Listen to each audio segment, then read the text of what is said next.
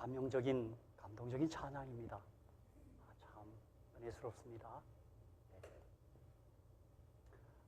우리 이 아침에 다 같이 신약성경 요한복음을 함께 펴도록 하겠습니다. 신약성경 요한복음 20장 1절에서 23절까지를 함께 봉독하겠습니다. 제가 다시 말씀드리지만 저는 개인적으로 성경 66권 가운데 요한복음이 이렇게 좀 더 끌리고 요한복음이 제게는 참 은혜스럽습니다. 다 다르겠지만 제가 그래서 이 안식일 저녁 시간이나 이른 아침 시간에 요한복음을 가지고 만든 영화가 있습니다. 한 2시간 이상 되는 긴 영화인데 그 영화를 이렇게 틀어놓습니다. 이렇게 늘 그 영화 속에 이 요한복음을 다 대사가 지나가면 어쩌면 그런 것들이 이렇게 은혜가 되는지요. 그렇죠? 오늘 우리 다 같이 요한복음 20장 1절에서 23절 다 같이 한번 읽겠습니다. 안식 후 첫날 이른 아침 아직 어두울 때 막달라 마리아가 무덤에 와서 돌이 무덤에서 옮겨간 것을 보고 시몬 베드로와 예수의 사랑하시던 그 다른 제자에게 달려가서 말하되 사람이 주를 무덤에서 가져다가 어디 두었는지 우리가 알지 못하겠다 하니 베드로와 그 다른 제자가 나가서 무덤으로 갈새 둘이 같이 다름질하더니 그 다른 제자가 베드로보다 더 빨리 달아나서 먼저 무덤에 이르러 굽으려 세마포 놓인 것을 보았으나 들어가지는 아니하였더니 시몬 베드로도 따라와서 무덤에 들어가 보니 세마포가 놓였고 또 머리를 쌌던 수건은 세마포와 함께 놓이지 않고 딴 곳에 개켜 있더라. 그때에 무덤에 먼저 왔던 그 다른 제자도 들어가 보고 믿더라. 저희는 성경에 그가 죽은 자 가운데서 다시 살아나야 하리라 하신 말씀을 아직 알지 못하더라. 이에 두 제자가 자기 집으로 돌아가니라. 마리아는 무덤 밖에 서서 울고 있더니 울면서 굽으려 무덤 속을 들어가 보니 흰옷 입은 두 천사가 예수의 시체에 누웠던 곳에 하나는 머리편에 하나는 발편에 앉았더라. 천사들이 가로되 여자여 어찌하여 우느냐? 가로되 사람이 내 주를 가져다가 어디 두었는지 내가 알지 못함이니이다. 이 말을 하고 뒤로 돌이켜 예수의 서신 것을 보니 예수신 줄 알지 못하더라. 아멘, 아멘. 예수께서 가라사대 여자여 어찌하여 울며 누구를 찾느냐 하시니 마리아는 그가 동산지기인 줄로 알고 가로되 주여 당신이 옮겨갔거든 어디 두었는지 내게 이르소서 그리하면 내가 가져가리이다. 예수께서 마리아야 하시거늘 마리아가 돌이켜 히브리 말로 랍오니어 하니 이는 선생님이라. 예수께서 이르시되 나를 만지지 말라. 내가 아직 아버지께로 올라가지 못하였노라. 너는 내 형제들에게 가서 이르되 내가 내 아버지 곧 너희 아버지 내 하나님 곧 너희 하나님께로 올라간다 하라 하신대. 막달라 마리아가 가서 제자들에게 내가 주를 보았다 하고 또 주께서 자기에게 이렇게 말씀하셨다 이르니라. 이날 곧 안식 후 첫날 저녁 때 제자들이 유대인들을 두려워하여 모인 곳에 문들을 닫았더니 예수께서 오사 가운데 서서 가라사대 너희에게 평강이 있을지어다. 너희에게 평강이 있을지어다. 이 말씀을 하시고 손과 옆구리를 보이시니 제자들이 주를 보고 기뻐하더라. 아멘. 예수께서 또 가라사대 너희에게 평강이 있을지어다. 아버지께서 나를 보내신 것 같이 나도 너희를 보내노라. 이 말씀을 하시고 저희를 향하사 숨을 내쉬며 가라사대. 그럼 제가 예수님 대신해서 할 테니 여러분 한번 반응하시기 바랍니다. 성령을 받으라. 아멘. 좀 한 번 더 크게. 성령을 받으라. 아멘. 아멘. 너희가 네 죄든지 사하면 사하여질 것이요 네 죄든지 그대로 두면 그대로 있으리라 하시니라. 아멘. 제가 계속해서 로마서 8장 8절 9절 사도행전 19장 1절 2절을 제가 좀 계속해서 읽겠습니다. 로마서 8장 8절 9절 육신에 있는 자들은 하나님을 기쁘시게 할 수 없느니라. 히브리서 11장 6절에는 믿음이 없이는 하나님을 기쁘시게 할 수 없다 그러는데 여기는 육신에 있는 자들은 하나님을 기쁘시게 할 수 없느니라. 만일 너희 속에 하나님의 영이 거하시면 성령이 거하시면 너희가 육신에 있지 아니하고 영에 있나니 누구든지 그리스도의 영이 없으면 그리스도의 사람이 아니라. 사도행전 19장 1절 2절을 제가 계속 읽겠습니다. 아볼로가 고린도에 있을 때 바울이 윗지방으로 다녀 에베소에 와서 어떤 제자들을 만나 가로되 너희가 믿을 때 성령을 받았느냐? 가로되 아니라 우리는 성령이 있음도 듣지 못하였노라. 아멘. 저는 오늘 이 본문의 말씀을 가지고 성령이여 다시 한번, 성령이여 다시 한번, 뭐 다르게 혹 제목을 붙인다면 한 번의 성령 충만, 한 번의 성령 침례, 매일의 성령 충만, 영원한 성령 충만, 그렇습니다. 다시 한번 여러분 향하여 제가 한 번 더 묻겠습니다. 명령을 하겠습니다. 성령을 받으라. 아멘. 여러분 성령이 없으면 그리스도의 사람이 아니라는 것입니다. 사실 우리 모두가 성령을 받은 사람들입니다. 성령 받지 않고는 사실 교회에 오는 거 불가능합니다. 제가 볼 때. 저와 여러분이 성령 받으신 분들이에요. 성령 받았기에 째째하던 사람들이 그렇게 너그러운 사람이 됐어요. 후한 사람이 됐어요. 제가 얼마나 째째한 사람인가를 좀 말씀드리면 한국에 있을 때 이 대중 이 버스를 이용할 때 그 회수권 그 티켓을 사면 뭐 150원을 내서 사는 건데 꼭 그 회수권이 없으면 10원을 더 내야 돼요. 160원을 내야 돼요. 근데 제가요 사람이 좋아 보이는데 그거 낼 때요 160 마침 뭐 버스 표가 없어서 내고 올라가야 되는데 버스 기사 눈치를 봅니다. 그리고 버스 기사가 선하게 보이면 순하게 보이면 150원만 내고 좀 무섭게 생겼으면 160원을 냈습니다. 얼마나 제가 째짜나 10원 갖고도 얼마나 째짜. 제가 뭐 하나님께 잘 드리지 못합니다만 그래도 제가 이 매번 교회에 올라와서 하나님께 적은 제 마음의 표를 할 수 있다는 건 적어도 제가 성령 받은 줄로 믿습니다. 그렇지 않으면 제가 막 눈치 보고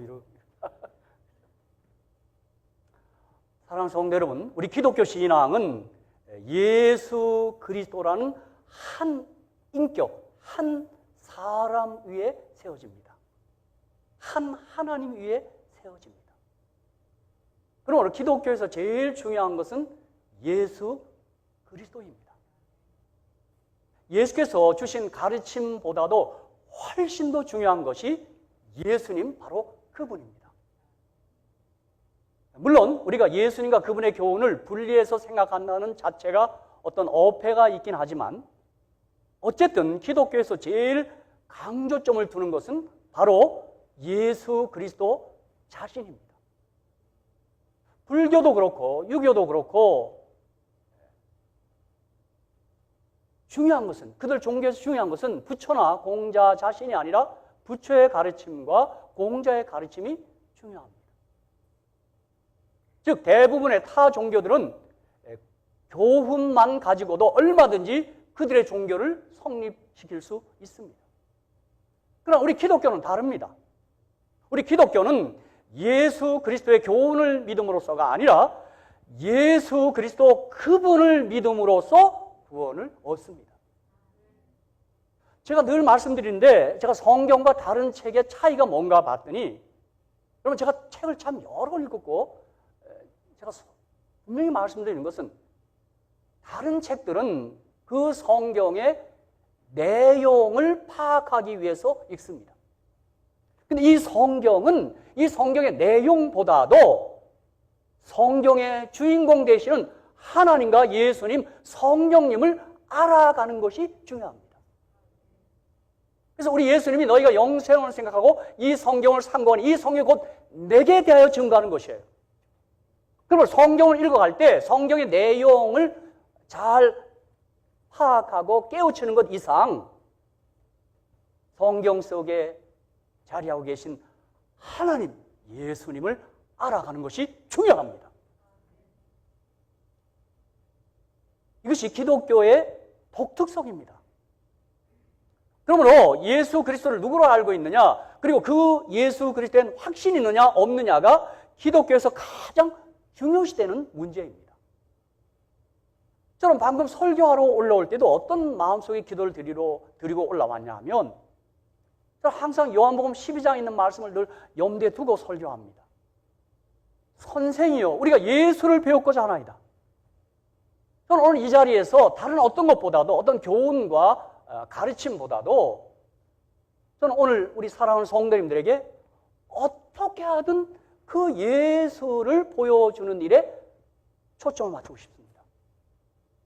아마 여러분 모두가 선생이요, 박 목사요, 우리가 예수를 배웠고자 하나이다 이런 마음으로 올라오신 줄로 믿습니다. 한번 하십시다. 뭐 선생자는 붙이기 좀 거북하면 당신이요. 한번 다 같이 한번 하십시오. 시작. 목사님이시여, 당신이요, 여보시오. 다 괜찮아요.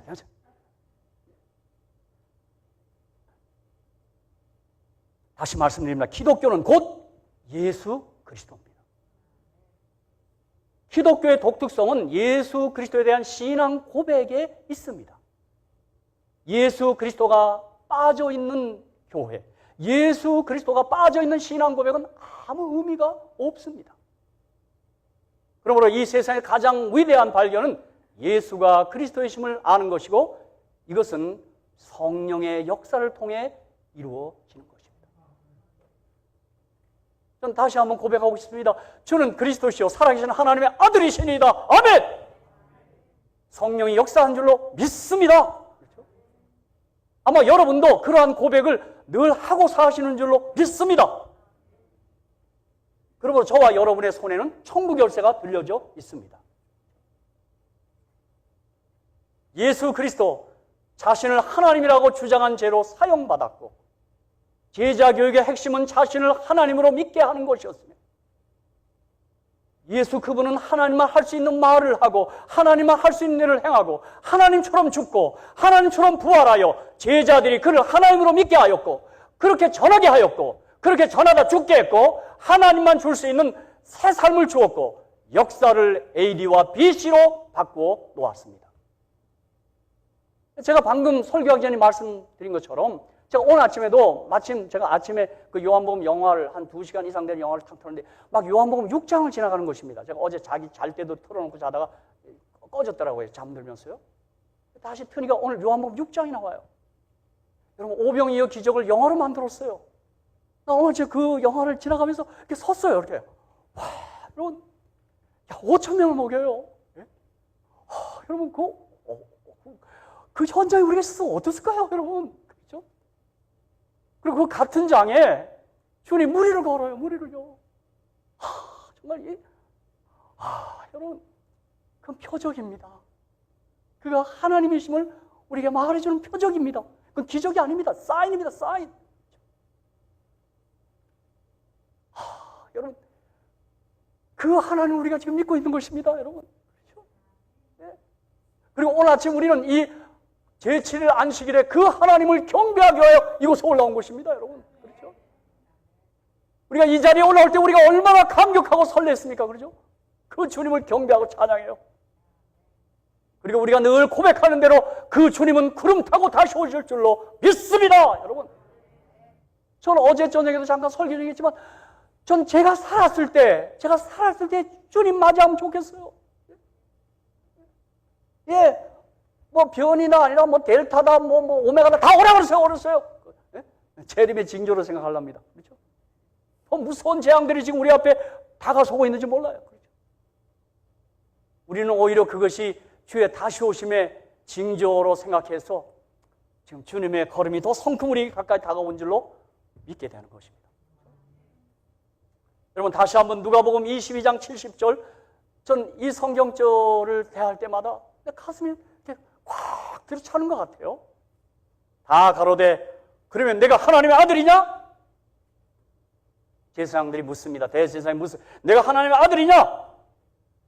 대답하시되 너희 말과 같이 내가 그니라. 그래. 이게 에고 에미, I am that I am. 나는 하나님이다. 그렇게 말한 거예요. 그분의 입술에서 친히 고백했어요. 내가 그니라. 이렇게. 저는 이런 사복음서의 예수님의 진술과 고백을 통해서 저와 여러분도 내가 어떠하다는 사실을 좀 밝히십시오. 좀 드러내야 돼요. 그렇죠? 나는 하나님의 아들이다. 나는 하나님의 왕자다. 나는 하나님의 공주다. 아멘. 좀 여러분 좀 당당하셔야 돼요. 그렇죠? 주님은 내가 그리라. 내가 하나님이라 그랬어요. 내가 곧 길이요 진리요 생명이다. 나는 부활이요 생명이다. 이렇게 다 주님은 그게 다 에고 에미 하나님이라는 뜻입니다. 그런데 사도행전 17장 31절에 보면 여러분 보십시다. 우리 여기 좀 화면에 뜨면 한번 다 같이 한번 읽겠습니다. 시작. 이는 정하신 사람으로 하여금 천하를 공의로 심판할 날을 작정하시고 이에 저를 죽은 자 가운데서 다시 살리신 것으로 부활로 뭐예요? 모든 사람에게 믿을 만한 증거를 주셨음이니라 하니라. 아멘. 여러분, 그가 하나님인 것으로 제자들이 진짜 믿었어요. 예? 그분의 표적을 통해서, 그분의 하시는 말을 통해서, 그분의 친히 고백하시는 고백을 통해서 그가 하나님인 것을 믿었어요. 여러분, 그런데 그분이 저 십자가에서 그렇게 죽고 마는 것입니다. 얼마나 실망이 됐을까요? 그 어떤 실망 가운데 가장 큰 실망은 저가 하나님이실까? 그렇게 죽으니요. 얼마나 실망했을까요? 그런데 그 주님이 다시 살았습니다. 살아났습니다.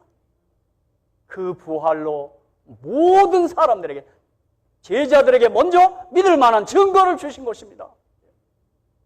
여러분, 그래서 사도행전을 보면 사도들은 부활의 증인들이었어요. 그분의 부활을 통하여 그가 하나님이심을 분명히 우리에게 증거하셨어요. 그래서 로마서 1장 2절 3절에 보면 이 복음은 하나님이 선자들로 말미암아 그의 아들에 관하여 성경에 미리 약속하신 것이라. 이 아들로 말하면 육신으로는 다윗의 혈통에서 나셨고 성결의 영으로는 죽음 가운데서 부활하여 능력으로 하나님의 아들로 인정되셨으니 곧 우리 주 예수 그리스도시니라. 그렇게 말해요. 여러분, 제가 여러분에게 그저 높아지면서 말씀드립니다. 여러분, 정말 십자가 말할 때마다 거기서 그치지 마시고 항상 십자가 부활을 함께 좀 언급하시기 바랍니다. 십자가 부활이 없으면 십자가는 의미가 없어 퇴색할 뻔했습니다. 그가 부활하고 나니 그의 죽으심, 십자가가 빛나기 시작했습니다. 그러므로 예수님의 부활은 예수님이 하나님이셨음을 믿게 하는 결정적 증거입니다. 예수님은 하나님이십니다. 여러분, 그렇다면 한번 생각해 보십시오. 하나님이 인간이 되었다니요. 말이 됩니까? 하나님이 인간을 위해서 죽었다니요. 말이 됩니까? 죽은 사람이 부활했다니요. 말이 됩니까? 말이 안 되는 이야기입니다. 인간 역사의 전무후무한 이야기인 것입니다. 하나님이 우리 모두를 너무너무 사랑하셔서 일어난 하나님의 사랑 이야기입니다. 여러분, 이것은요, 사랑이 아니고는 벌어질 수 없는 이야기입니다. 그러므로 기독교 신앙의 핵심은 부활입니다. 부활 생명입니다. 그러므로 부활이 없는 기독교는 생각할 수가 없는 것입니다. 우리 모두는 주님의 십자가의 죽으시고 부활을 믿습니다. 그렇죠? 자, 고린도서 15장 12절 19절을 보십시오. 자, 사도 바울이 이 사실을 아주 간파했어요. 그리스도께서 죽은 자 가운데서 다시 살아나셨다 전파되었거늘 너희 중에서 어떤 이들은 어찌하여 죽은 자 가운데서 부활이 없다 하느냐? 만일 죽은 자의 부활이 없으면 그리스도도 다시 살지 못하였으리라. 그리스도께서 만일 다시 살지 못하셨으면 우리의 전파하는 것도 헛것이요. 또 너희 믿음도 헛것이라. 부활 없었으면 우리가 헛것이에요. 또 우리가 하나님의 거짓 증인으로 발견되리니 우리가 하나님이 그리스도를 다시 살리셨다고 증거하였습니다. 만일 죽은 자가 다시 사는 것이 없으면, 부활이 없으면 하나님이 그리스도를 다시 살리시지 아니하셨으리라. 만일 죽은 자가 다시 사는 것이 없으면 그리스도도 다시 사신 것이 없었을 터이요. 그리스도께서 다시 사신 것이 없으면 너희의 믿음도 헛되고 너희가 여전히 죄 가운데 있을 것이요. 또한 그리스도 안에서 잠자는 자도 망하였으리니 만일 그리스도 안에서 우리의 바라는 것이 다만 이 생뿐이면 모든 사람 가운데 우리가 더욱 불쌍한 자리라. 그렇게 말했습니다. 우리의 큰 소망은 부활입니다. 부활이요. 그러므로 그리스도인들이 닥치는 고난과 시련은 아직 답이 주어지지 않았습니다. 부활이 정답입니다. 그 신실한 그리스도인도 고난을 당해요. 어려움을 당해요. 병들어요. 저도 이번 주에 우리 사랑하는 몇몇 지도자들이 아프다는 소식이 들려와요. 여러분, 우리라고 이해되지 않아요. 어떤 때는 우리가 그렇게 기도하는 분들이 잠들기도 해요. 그러나 아직 정답이 아니에요. 우리는 부활의 날을 기다리고 있어요. 부활의 아침에 우리는 그 답을 얻을 수 있어요. 그럼 우리 모두가 그토록 재림을 고대하고 있는 것입니다. 재림이 없으면, 부활이 없으면 우리 그리스도인들이 가장 불쌍한 자들입니다. 여러분, 지금 사실 기독교회 역사를 살펴보면 1세기에서 3세기까지 당시 그리스도인들은 예수 믿고 복 받지 않았습니다. 무슨 복을 받아요? 예수 믿고 죽음을 의미했어요. 죽음을요. 그렇죠? 여러분, 사실 기독교 핍박이 그치고 기독교 지도자들이, 교부들이 모였습니다. 그때 그들은 다 세상만 하면 다 불구자들이었습니다. 핍박받고, 여러분, 로마 카통에 살던 사람들은 다 각기병이 걸렸습니다. 햇빛을 보지 못하고. 여러분, 우리 어느 때 예수 믿고 복 받으세요란 말은 아주 사치스러운 말입니다. 사실은요. 기독교 회사를 돌아보면 그렇습니다. 그러나 그들에게 있어서 희망이 있었어요. 뭐가 있었어요? 부활과 재림의 희망이 있었어요. 재림의 아침에 그들은 할 말이 있을 거예요. 할 말이요. 그렇죠? 예? 다시 말씀드립니다. 복음의 본질은 예수 그리스도의 죽음과 부활입니다. 십자가와 부활입니다. 부활의 생명인 것입니다. 그런데 그 부활하신 예수님께서 하늘로 승천하시기까지 약 10번가량을 나타납니다.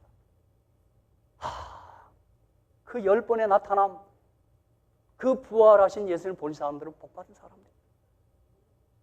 여인, 제자, 그리고 믿는 형제들, 어쨌든 그들에게 모두 10번을 나타났다고 하는 기록이 복음서와 바울 서신 가운데 있습니다. 그래서 막달라 마리아에게 제일 먼저 나타났습니다. 마리아야. 그렇죠. 어떤 분 그래요. 왜 예수님이 여자에게 먼저 나타났을까? 그죠? 여자한테 좀 아주 늘 불만이 사는 거지. 왜 그렇게 나타났냐 그러더니 여자가 말이 많기 때문에 빨리 부활 전하라고 그렇게 나타나. 그리고 여인들에게 나타났습니다. 그리고 베드로입니다. 그리고 두 제자, 베드로 요한입니다. 10 제자들 모였을 때 나타났습니다. 그리고 도마에게 나타났어요. 도마는 그때 없었다가 주님 부활했다니까 에이 말도 안 된다.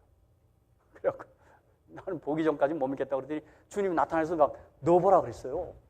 또 베드로는 도마는 넣어봤나 봐요. 그죠? 그리고 7 제자에게 나타나고 7 제자는 그 갈릴리 바닷가에서 나타납니다. 500의 형제들에게 나타나고 야고보에게도 나타나고 11 제자에게 나타나고 궁극에는 바울에게도 나타났습니다. 어쩌면 바울은 다메섹 가다가 그 예수 믿는 사람 핍박하러 가던 중에 주님 만났습니다. 여러분 혹시 가족 가운데 아직 믿지 않은 사람들을 위해서 기도하실 때 어느 때 좀 그렇게 좀 때를 쓰십시오. 그렇게 믿으라도 안 믿으면 여러분 한번 좀 꿈에라도 좀 나타나게 하라고 좀. 운전하고 가다가 그냥 막 예수가 나타나게 해라. 뭐 바울같이 그렇게 할 수 있는 것입니다. 제가 어느 땐가 어느 잡지를 보고 있는데 제가 국문학을 했기 때문에 작가 누굽니까? 그 무진기행 쓰신 그 선생님이 아내가 예수를 믿는데 이분 작가들이 잘 예수를 안 믿잖아요. 그죠? 문학. 근데 이분이 새벽녘에 자기 머리맡에 뭐 천사가 나타났어요. 그거 까닭에 예수를 믿게 된 뭐 조성자신가? 지금 그렇게 해서 믿는 사람도 있더라고요. 그러니까 집사님 혹시 박 선생님 위해서 좀 골프장에 좀 나타나게 해달라고. 뭐 바울 같으니 그렇게 해도 예수 만났다고요. 그렇죠? 물론 골프장에 나타나서 슉 쳐갖고 천사가 들고 가서 홀에 딱 넣으면 홀인원이 되고 그러면 좋겠어요.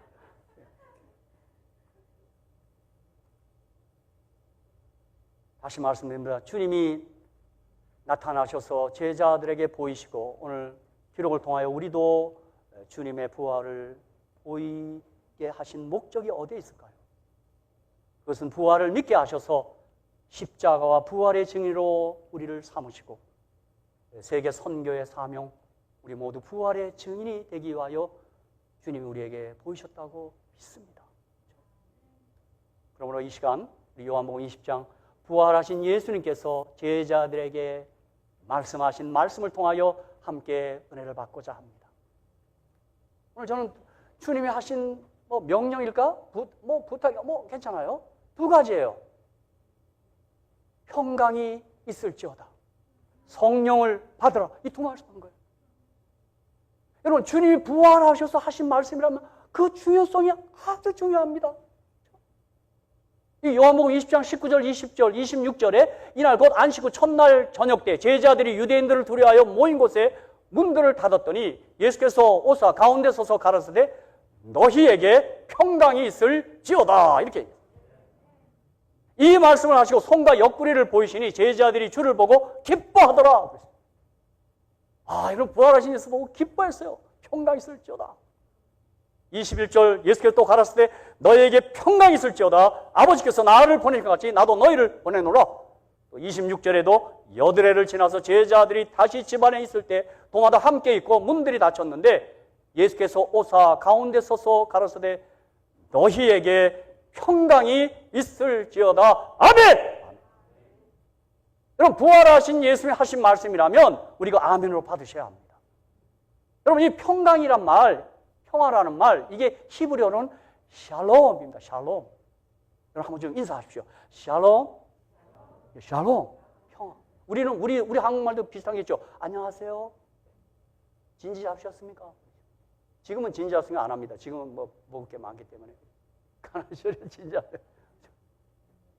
샬롬 하바리, 샬롬 하바리, 샬롬, 샬롬. 이게 히브리인들의 노래입니다. 평안하십니까? 그렇죠? 여러분 엘리사도 남편이 평강하냐?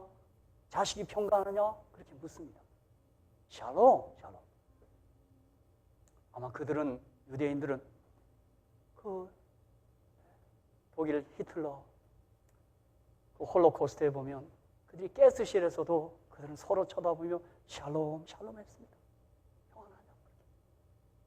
네, 헬라어로는 에이레네라는 뜻입니다. 그런데 주님이 부활하신 직후에만 말씀하신 게 아니라 이미 십자가 달려 돌아가시 직전에도 요한복음 14장 27절에 주님이 이렇게 말씀하셨어요. 평안을 너희에게 끼치노니 곧 나의 평안을 너희에게 주노라. 내가 너희에게 주는 것은 세상이 주는 것 같지 아니하니라. 너희는 마음에 근심도 말고 두려워하지도 말라. 요한복음 16장 33절에서도 이것을 너희에게 이르면 너희로 내 안에서 평안을 누리게 하려 함이라. 세상에서는 너희가 환난을 당하나 담대하라. 내가 세상을 이겨온노라 하시니라. 주님이 우리에게 주신 선물이 있는데 그것은 평안의 선물이에요. 세상이 주지 못해요, 이걸요. 참, 이건 어떻게 설명할 길이 없어요. 주님 만나면, 주님 믿으면 내 마음 나도 모르게 강 같은 평화가 있어요. 그죠? 아마 이것 때문에 복음성가를 만들었나 봐요. 그죠? 내게 강 같은 평화. 그죠? 내게 강 같은 평화. 이게 손놀이를 잘 못한다. 이게 평화를 주시는 거예요. 그렇죠? 그런데 우리 모두가 알듯이 죄가 들어와서 죄인 된 우리 모두에게는 어떤 내면의 불안이 있습니다. 좀 막연한 불안이 우리 마음속에 들여져 있어요. 그래서 이 심리학자들이 얘기해요. 인간이면 누구나 공통적으로 갖고 있는 불안이 있답니다. 이건 예외되지 않아요. 나폴레옹 힐이라는 심리학자는 이것을 7가지 불안이라고 그냥 딱 이렇게 딱 정해 놨어요. 첫째는 가난에 대한 불안이에요. 그러면 코로나가 자꾸 우리를 두렵게 하는 게 뭐냐면 비즈니스가 안 되는 거예요. 가난에 대한 불안이 있어요. 저도 어느 때 그래요. 지금 은퇴를 앞두고 있는데요. 이만큼이라도 살게 해주신 하나님께 얼마나 감사한지요. 이 가난에 대한 막연한 불안이 있어요. 둘째는 누군가 나를 향하여 비난하고 악평에 대한 불안이 얼마나 있다는 것입니다. 셋째는 실패에 대한 불안이 있고, 넷째는 자유, 사랑, 행복, 소유 등을 상실할 것에 대한 막연한 불안이 있어요. 다섯 번째는 질병에 대한 불안이에요. 그럼 우리 어느 때 자꾸 암도 혹시 내가 암이 아닐까? 그렇죠? 제가 어느 교회에서는 보니까 그 사모님이 잠깐 혈변을 오셨나 봐요. 근데 이분들이 진단을 받으러 가기 전에 막 붙잡고 우시더라고요. 당신이 지금 암인가 보다. 그래요? 그래서 이 병원 가기 전에도 거의 초중이 되셨어. 그래서 우리도 막 기도하고 그랬어요. 그랬더니 검사했더니 아니래요. 치질이래, 치질. 얼마나 좋아. 여러분, 그게 그분의 얘기뿐이 아니라 우리도 괜히 배가 아픈 거죠. 그죠? 저는 이번 주 중에도 한 지도자께서 이 뇌종양이래요. 뇌암입니다. 그거 어떻게 발견했어요? 머리가 아프더래요. 머리가 아프고, 그다음에 어느 날은 쓰러졌대요. 그럼 배 안 아픕니까? 그럼 배 아프거든. 걱정하지 마시고 부추를 잘 갈아서 요구르트 타서 아침 저녁 한두 잔 드세요. 그럼 웬만한 위암은 날아갑니다. 이게 막연한 질병에 대한 불안이 있어요. 그렇죠? 여섯 번째는 노쇠에 대한 불안이 있어요. 여러분, 세월 이기는 장사 없어요. 진짜 늙으면 정말 속상해. 그렇죠? 정말 저도 젊었을 때는 정말 대단했는데 이거 늙으면 막을 길 없습니다. 죄송합니다. 우리 사모님, 안지한 사모님. 내가 사모님을 젊은 날 뵀거든요. 딴 거 말고 시애틀에서 16년, 제가 18년 전에 뵌 겁니다. 제가 딱 18년 7개월을 이 미주에서 목회합니다. 18년 했나? 18년 전에 뵈신 사모님은 정말 미인이었습니다. 예, 목사님 지금도 미인이에요. 예, 그건 맞습니다. 그건 맞습니다. 그때는 정말 사모님 정말 나이팅게일 같으셨고 오드리 헵번 같았습니다. 지금은 좀 연세가 드셔서 예쁘긴 하시지만 제가요 옛날 반내용 목사님을 제가 오래전에 우리 어머니 따라 미국에서 한번 뵀는데요. 반내용 목사님 저한테 그래요. 우리 어머니하고 저를 향해서 늙는 게 제일 속상하대요. 마음 같지 않다는 거예요. 끝으로 일곱 번째, 죽음에 대한 불안이 있습니다. 이것을 누가 비켜나가겠어요? 추가한다면 심판에 대한 불안이 있습니다. 지옥에 대한 불안이 있는 거예요. 그럼 만에 하나 우리가 하나 그런 일이 있어서는 안 되겠지만 지옥의 심판이 있다 그러면 우리가 어떻게 감당하겠어요? 그래서 여러분 불신자들이요 죽음의 자리에서 그렇게 초조해하고 그렇게 떠하는 것입니다. 여러분 젊었을 때 그렇게 자신하다가 죽음의 순간에 얼마나 그들이 떠하는지 모릅니다.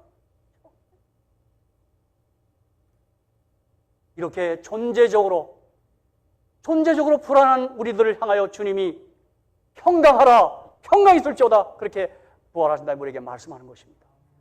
여러분 이 사실 아멘으로 받아야 될 줄로 믿습니다. 여러분 이거 하나면 됐습니다. 여러분 사실은요.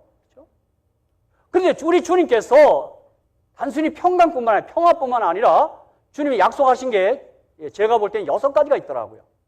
첫째, 마태복음 11장 28절에 수고하고 무거운 짐 자라 다 내게로 내가 너희를 쉬게 하리라 그렇게 말했어요. 이것은 영어 성경이 더 제게 의미가 다가와요. I will give you rest 그랬어요. 쉼을 주겠다. 이것은 죄의 짐일 수도 있고 각종 우리 인생의 짐입니다. 그 짐 내게 가져와. 내가 내게 쉼을 주겠다. 요한복음 8장 32절에 보면 너희가 진리를 알지니 진리가 너희를 자유케 하리라 그렇게 얘기했어요. I will give you freedom. 자유를 주겠다는 겁니다. 정말 그렇습니다. 우리가 예수 믿고 자유로워졌어요. 저는 저희 집에서 예를 들겠어요. 저희 아버님이 못을 제대로 못 박아요. 어떤 날 못을 박으면 눈이 빨개져요. 그리고 손 없는 날을 잡아서 무슨 일을 하더라고요. 예수 믿고는 그러한 모든 불안에서 다 자유로워졌어요. 뭐 길이 있다, 뭐 태길이 있다, 뭐 그거 없어요. 모든 날이 주님과 함께 한다면 다 길이 될 줄로 믿습니다. 여러분 세상 사람은요 뭐 하나를 못해 뭐 이렇게 겁이 나서 문지방 하나 못 넘어요 보니까 늘 불안해요. 그죠? 우리 그런 거 다 끝났어요. 다 끝났어요. 그죠? 뭐 어느 방향을 가야 되는데 어느 방향을 가? 그죠? 예수님과 함께 가면 되죠. 그죠? 천사님과 함께 가면 되죠. 여러분 이거 심각합니다. 제가 한국에 있을 때 그 뭐 삼보 이사장인가 그분 그 정태수 회장님 맨날 운동화 신고 다녀. 나 좀 왜 저러가? 아마 제 생각에 그 점쟁이가 뭐 운동화 신어야 잘 된다고 그러고 그분이 큰 집 갖고 있으면서 그 문간방에 살았어요. 그래야 사업이 잘 된다고요. 여러분 이게 오늘 하나님 모르고 사는 사람들의 모습이에요. 부자예요. 여러분 사실 우리 옛날에 어렸을 때 예수 안 믿을 때 여러분 귀신 얼마나 무서웠어요. 그죠? 화장실을 제대로 못 갔어. 화장실을. 달걀 귀신 나온다고요. 그죠?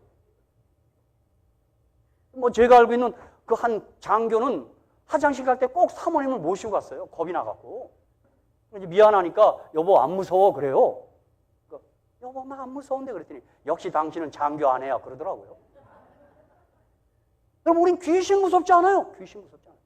여러분 무덤 무섭지 않아. 무덤은 죽은 자 아무도 몰라. 세상 사람 무덤 못 가요. 무덤 가까이 못 가. 겁이 나서. 나사렛 예수의 이름으로 귀신은 물러갈지어다. 끝났어요. 그리고 무덤은 제일 안전한 지역이에요. 그건 아무것도 죽은 자는 아무것도 모르고 귀신들이 나타나서 장난치는 거예요. 그렇죠? 우리에게 방금 말씀하신 내가 너에게 평강을 주노라. I will give you peace를 줬어요. 여러분 요한복음 15장 11절 여러분 한번 제가 여기 뭐 화면은 준비 안 되는데 여러분 한번 성경 한번 펴보십시다. 주님이 안식, 자유, 평안 여러분 15장 11절에 주님이 아주 명백하게 하신 말씀이 하나 있어요. 뭘 주겠다 그래요? 어느 분이 한번 좀 큰 목소리 크신 분이 한번 좀 크게 한번 읽을까요?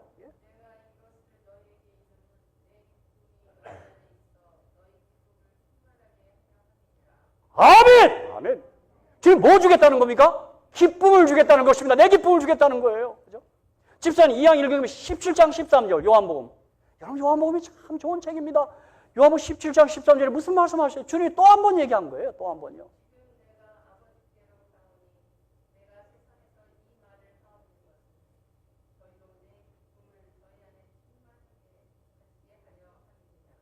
I will give you great joy. 큰 기쁨을 주겠다는 것. 여러분, 전 다시 말씀드립니다. 믿음이 뭔가요? 믿음 좋은 게 뭔가요? 기뻐하는 사람이에요, 여러분. 주님의 기쁨이 충만한 게 그게 믿음이에요. 그럼 바울은 이것 때문에 항상 기뻐하라고 말했어요. 항상 기뻐하라. 항상 기뻐하라. 항상 기뻐하라 그랬어요. 여러분, 정말 다시 한번 말씀드립니다. 주님이 하신 약속을 굳게 믿으시고 정말 항상 기뻐하며 사시기를 주님의 이름으로 축복합니다. 여러분, 기뻐하지 않으면 진짜 병나겠어요. 병나겠어. 여기 히브리서 13장 5절, 히브리서 13장 5절, 우리 수진 집사님 이왕 읽으신 김에 한 번 더 읽어주시고, 여기서는 주님이 만족을 주겠다는 것입니다. 족한 줄 알라. 빨리 찾으십시오. 예, 한번 읽어보십시오.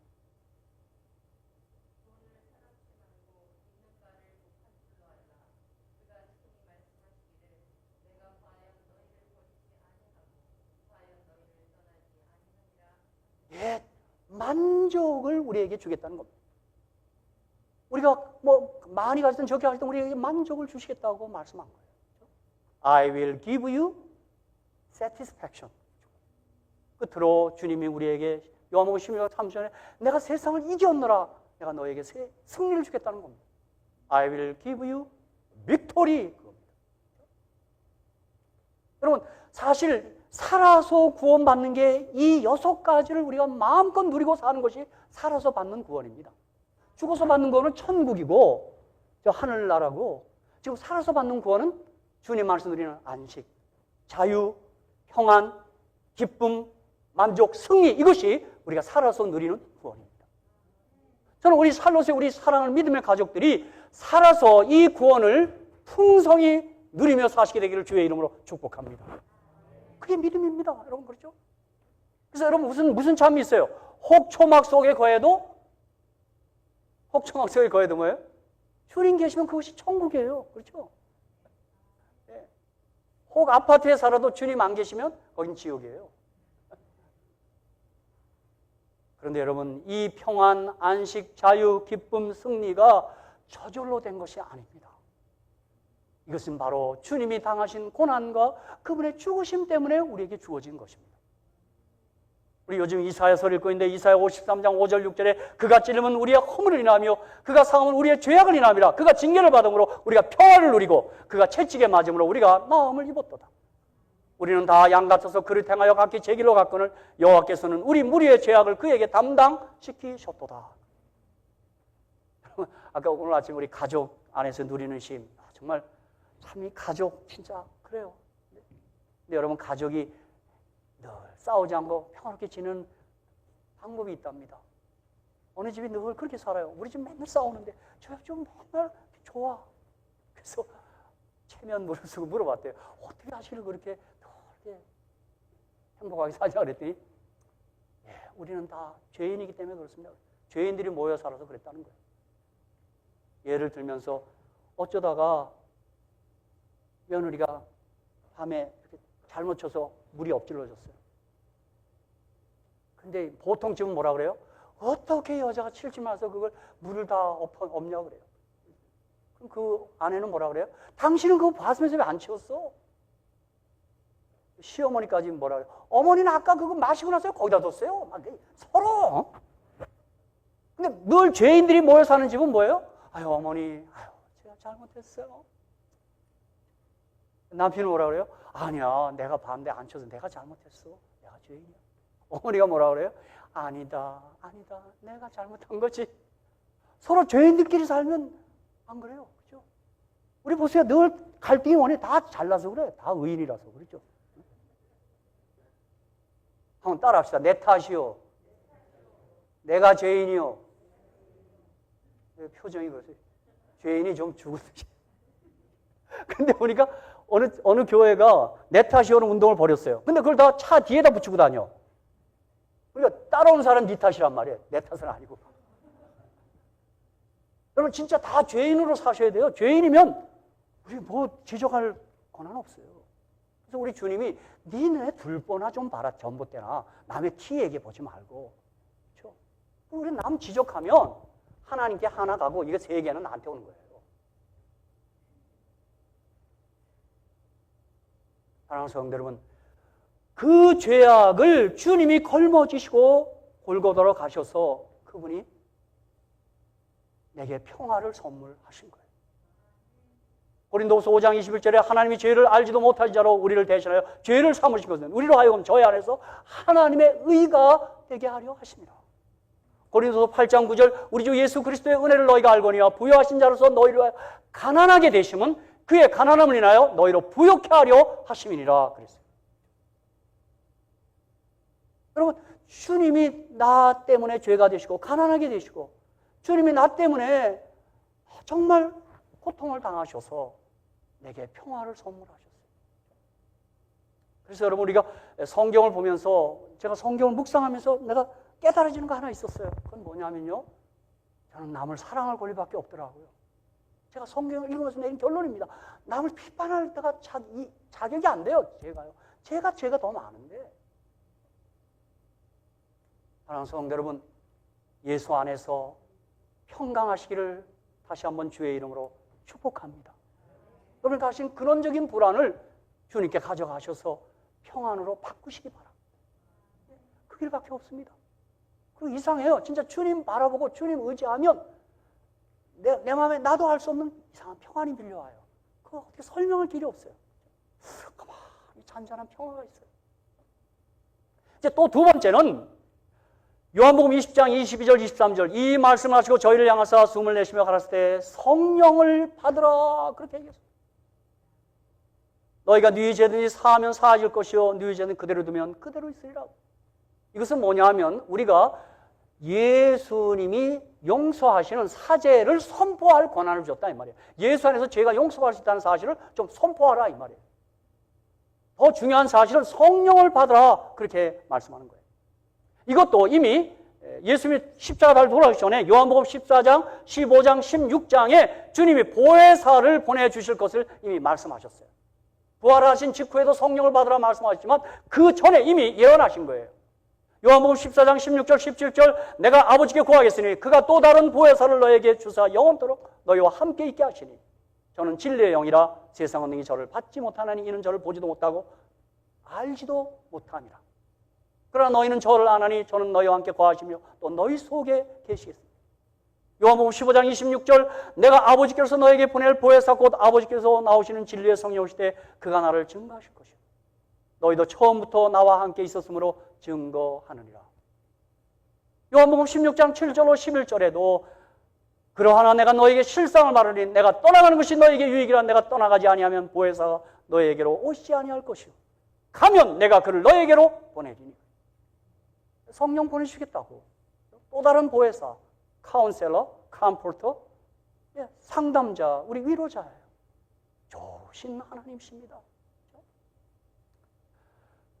주님은 이 예언 까닭에도 부활하신 다음에 제자들을 향하여 우리들을 향하여 성령을 받으라고 말씀하신 것입니다. 여러분 이 성령 아멘 하며 받으셔야 합니다. 성령 없으면 그리스도인들 아닙니다. 엘렌 화이트께서는 가래 뽑은 기별 1권에서 이런 언급을 한 적이 있습니다. 뉴캐슬 집회의 첫 안식일을 지키던 날 밤에 나는 그 집회에서 우리가 성령을 받을 필요성과 그 중요성에 하나요 증거하고 있는 듯 하였다. 성령에 대하여 우리들의 마음을 여는 일이야말로 내가 짊어진 무거운 가업이었다. 그리스도께서는 한때 당신의 제자들에게 내가 아직도 너에게 이를 것이 많으나 지금은 너희가 감당치 못하리라고 말씀하셨다. 조금 제가 밑으로 지금 가르치면 이건 내용이 많습니다. 여기 또 이런 말씀이 있습니다. 이렇게 시작합니다. 나는 꿈속에서 한 파수꾼이 한 중요한 건물의 문 앞에 서서 그 입구에 모인 모든 사람에게 그대들은 성령을 받았는가? 라고 묻는 것을 보았다. 그대들은 성령을 받았는가? 라고 묻는 것을 보았다. 그의 손에는 치수를 재는 자가 들려 있었는데 그 건물에 들어가도록 허락을 받은 자의 수는 너무나도 실망적인 적은 수였다. 이게 안타까운 얘기입니다.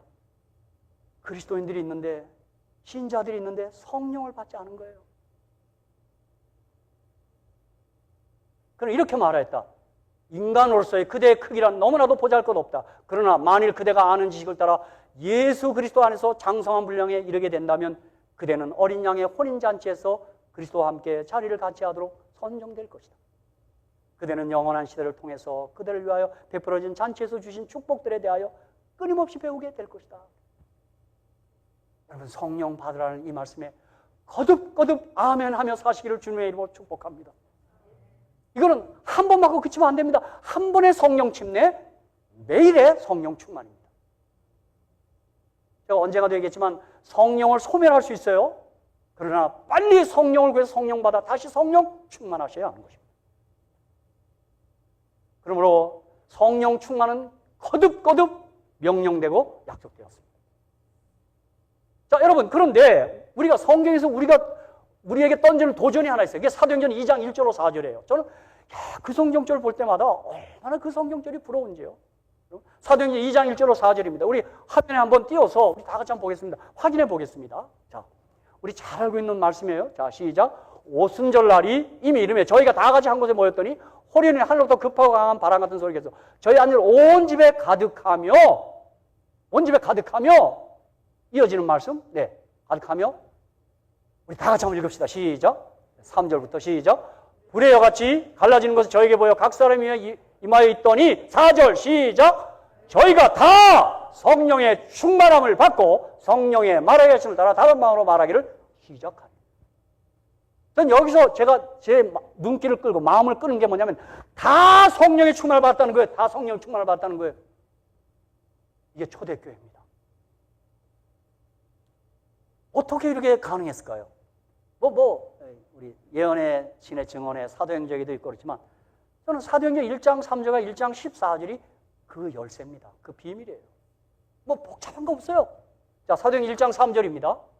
해 받으시며 또한 저에게 확실한 많은 영광을 친히 사심을 나타내서 40일 동안 저에게 보이시며 하나님 나라 일을 말씀하시니라. 말씀했어요. 말씀. 1장 14절입니다. 1장 14절. 여자들과 예수에 묻힌 마리아와 예수의 아들을 더불어 마음을 같이하여 10일 동안, 여기 40일이고 오순절에 성령 받았으니까 10일이 남았어요. 10일 동안 전혀 기도에 힘씁니다.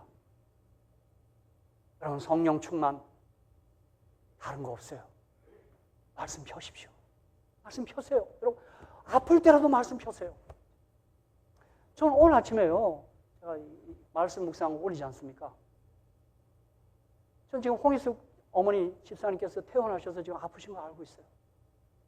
저 오늘 아침에 제가 올리고 잠시 있다가 다음 사람들 딱 떴어요. 나 누군가 했어요. 홍희숙 집사님 띄웠어요. 또 감사합니다. 또 한 번 띄웠어요. 나 그 사실 때문에 은혜 받았습니다. 우리 어머니께서 아픈 중에도 말씀을 붙들고 있구나. 할렐루야, 할렐루야. 그리고 다른 거 아니에요. 기도하는 거예요, 기도요. 성령이 오소서, 성령이 오소서. 여러분, 그런 면에서 이런 새벽 시간이 좋습니다. 저는 고요한 시간에 한번 성령을 구하는 것입니다. 성도 여러분, 말씀과 기도로 하나님과 끊임없는, 단절이 없는 그분과 친밀히 향하고 그분과 동행하시면 성령이 임합니다. 항상 그 성령임에서 그 성령의 첫 번째 특징인 기쁨이 함께 충만하게 되는 것입니다. 제가 말씀을 마치겠습니다. 사도행적에도 보면 하나님의 종께서 그때 사도들이 어떻게 했나를 잘 묘사한 데가 있어요. 저는 오늘 증언의 말씀 두 말씀을 읽고 오늘 말씀을 마치겠습니다. 먼저 초기 문집 233페이지와 교회 증언 5권 22페이지를 읽고 마치겠습니다. 이 두 증언의 말씀은 제가 흠모하는 말씀입니다. 나는 만일 교회가 항상 교회 특유의 거룩한 상태를 유지하여 왔다면 제자들에게 주어졌던 성령의 능력이 아직도 계속되었을 것을 보았다. 병든 자가 호침을 받고 마귀가 책망을 받고 쫓겨나며 교회는 능력으로 그 대적들을 두려워 떨게 하였을 것이다. 여러분, 교회가 성경을 잃어버렸고 성령의 권능이 사라졌어요. 교회 증언 5권 22페이지입니다. 화이트인의 말씀입니다. 우리는 한 백성으로서 종말에 가까이 이르고 있지만 영성이 향상되고 있지 않습니다.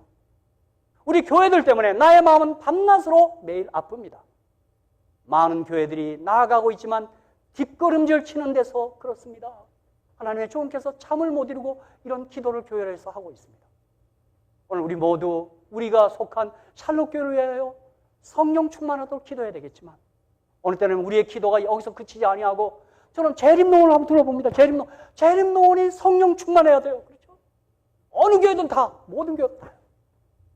어느 때 교회들에 들려오는 소식들이 내 마음을 아프게 할 때 먼저 나오는 기도는 그 교회가 성령 충만케 하여 주시옵소서. 성령 충만케 해 주시옵소서.